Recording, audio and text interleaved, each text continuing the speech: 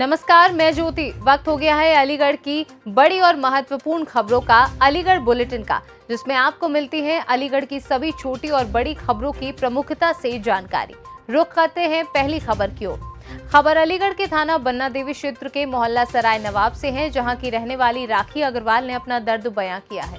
राखी ने बताया कि वो काफी समय से अपने हक के लिए कोर्ट के माध्यम से लड़ रही हैं। उन्होंने कहा कि अपने परिवार, अपने पुत्रियों के लिए सिर्फ मैं लड़ रही हूँ। कहा कि मेरा कसूर सिर्फ ये था कि मुझे कोई पुत्र रत्न की प्राप्ति नहीं हुई।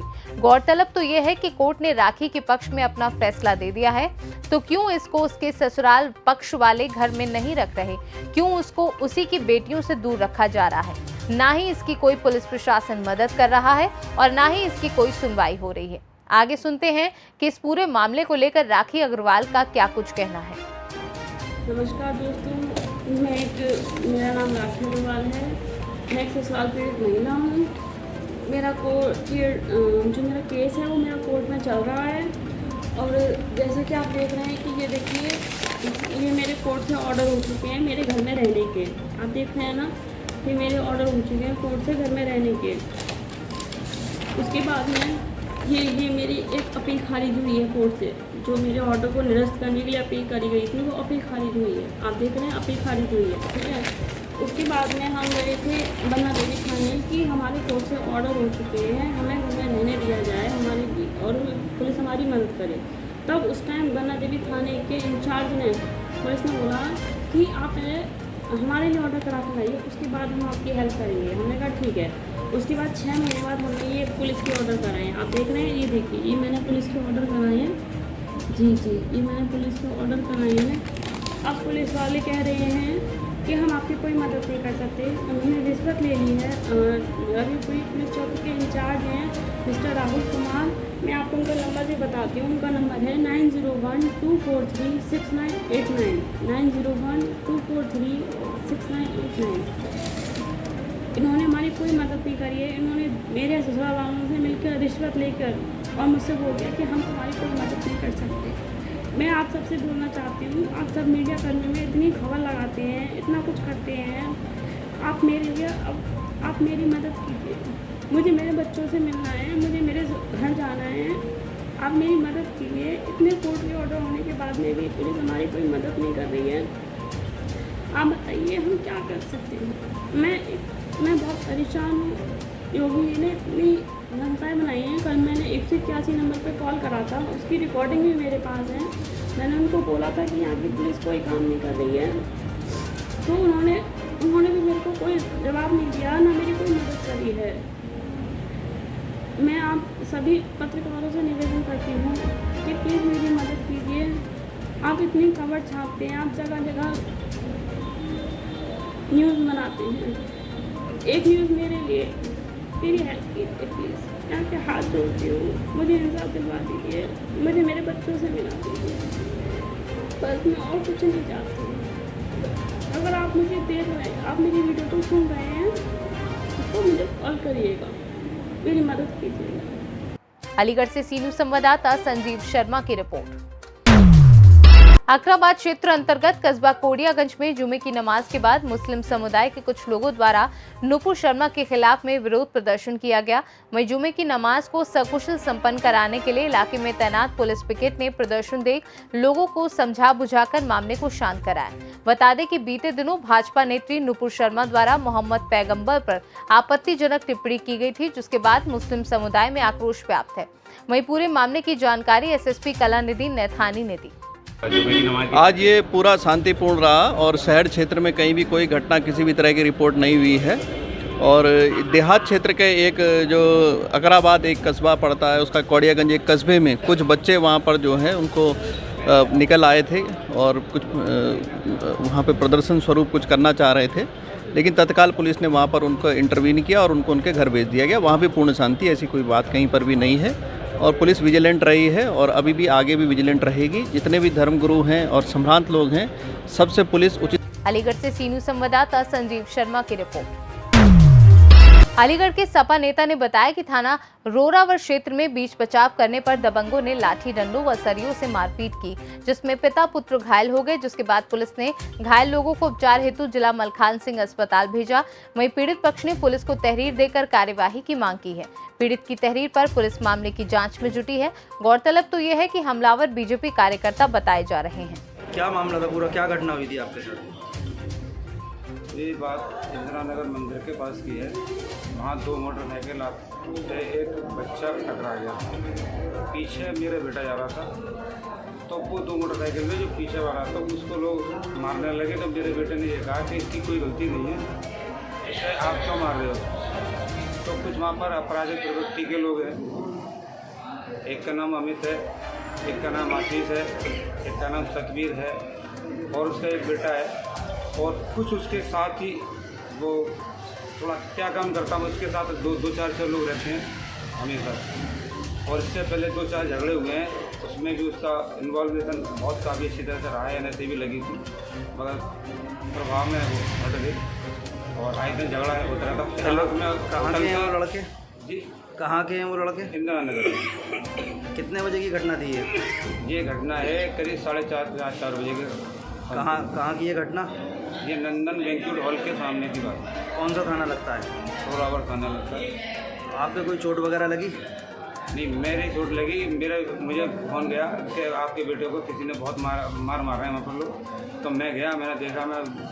जब मैं जैसा पहुँचा तो मुझे आप देखा ना, तो मुझ पर 10 से 12 लोग एकदम डंडे वगैरह, हॉकी वगैरह और चल पड़े। और बराबर में गन्ने की वो लगती है मशीन, और वो वहाँ गन्ने ले लिए। गन्नों से बड़ा बुरी तरीके से मारा मुझे, मेरे बेटे को, एक दो और जो मेरे बचाने आई। और कुछ लोगों ने, वहीं के लोगों ने, बेचारे जो समझदार सभी लोग हैं, उन्होंने बचाया। अब बेटा कहाँ है आपका? बेटा मेरा इस वक्त थाने पर बैठा हुआ। आपकी तरफ से FIR हुई, कोई रिपोर्ट दर्ज हुई? मैं इस वक्त आपके सामने यहाँ पर मलखान सिंह हॉस्पिटल में आया हुआ हूँ। यहाँ पहले मैं अपना करा लूँ डॉक्टर माना, उसके बाद में FIR होती है तब मैं यहाँ तक पहुँचने के बाद ही करता हूँ। क्या नाम है आपका? मेरा नाम मोहम्मद उमर है। कहाँ के निवासी हैं? इस्लाम नगर गली नंबर 3 खैर रोड। अलीगढ़ से सी न्यूज़ संवाददाता संजीव शर्मा की रिपोर्ट। अलीगढ़ में नवागढ़ डीएम व एसएसपी ने बाजार में पैदल मार्च किया। नवागढ़ डीएम इंद्र विक्रम सिंह और एसएसपी कलानिधि नैथानी ने एक साथ शहर में कानून व्यवस्था को बनाए रखने के लिए क्षेत्र का निरीक्षण किया, जिसमें स्थानीय नागरिकों से भी बातचीत की गई। इस दौरान डीएम व एसएसपी ने लोगों से बातचीत कर कानून व्यवस्था बनाए रखने और आपसी सौहार्द बनाए रखने की अपील की। इस तरीके के तमाम सोशल मीडिया पर अफवाहें फैल रही हैं। देखिए, जुमे की नमाज के मद्देनज़र हरदम से सतर्कता बरती जाती है। इस बार भी वो सतर्कता रखी गई है। और जनपद में चूँकि अभी हमने ज्वाइन ही किया था, तो मैं और एसपी साहब अपने शहर का ग्राउंड इस नज़रिए से लिया था कि सब कुछ व्यवस्थित रहे। यहाँ हमारे मजिस्ट्रेट्स और पुलिस ऑफिसर सब ड्यूटी पे थे। बहुत पुरसकून तरीके से नमाज अदा हो गई है और बाज़ार में भी चहल पहल है, नॉर्मल सी है। अभी हम घर के बाजार देखते हुए आ रहे हैं रसोईगंज साइड से रेलवे रोड की तरफ से और ऊपर कोट के इलाके में। तो मैं समझता हूँ कि जो अमन चैन है शहर का वो कायम है और आगे भी इसी प्रकार से कायम रहेगा। कि शहर मुक्ति और जिला प्रशासन की अपील भी काम नहीं आई और उपद्रवियों ने जो काम अपना करना था वो कर दिया और बाजार बंद हो गया। क्या कहेंगे? देखिए, अलीगढ़ में फ्राइडे को साप्ताहिक बंदी वैसी कई जगह रहती है।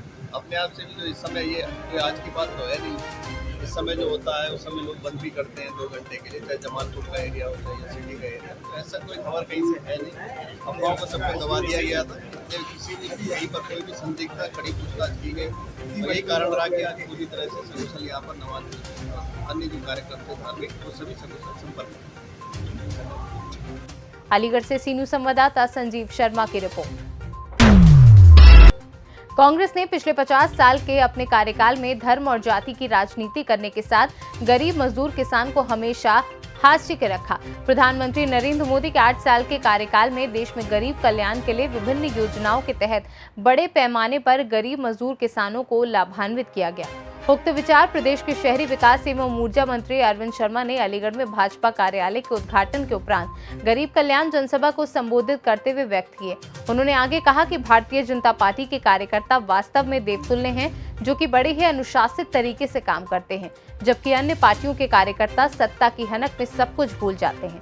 आगे सुनते हैं कि नगर विकास एवं ऊर्जा मंत्री ने क्या कुछ कहा। आज बीजेपी का कार्यालय का उद्घाटन हुआ, किस तरह का कैंप लगाया गया, क्या क्या इस जो असदपुर कयाम में हमने कैंप लगाया है, इसमें कोविड की जांच, वैक्सीनेशन, टीकाकरण, आयुष्मान कार्ड का बनाया जाना और चिकित्सकों की ड्यूटी है जो किसी भी बीमारी की दवा के लिए यहाँ उपलब्ध है। यहाँ काफ़ी लोग दूर दूर से आए हुए हैं, तो उनको कोई भी दिक्कत होगी उसके लिए एक हेल्थ कैंप हम लोगों ने ऑर्गेनाइज़ किया है और यहाँ पे उस हेल्थ कैंप में 4 चिकित्सक सहित हमारा 30 का स्टाफ यहाँ लगा रखा है।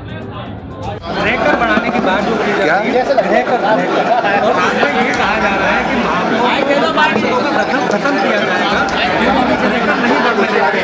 ऐसी जरूरत क्यों पड़ी है? आज